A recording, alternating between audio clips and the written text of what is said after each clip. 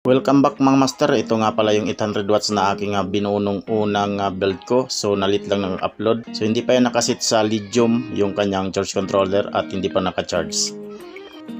So meron tayong dalawang saksakan ng 220 volts. Ayan. Tapos cigarette 12 volts. Ayan.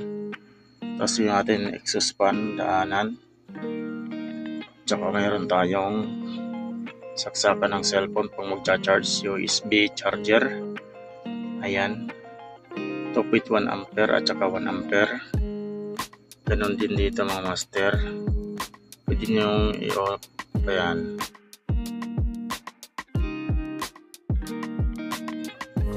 Ayan. Okay. Ito ganon din mga master. Wala siyang ano dito.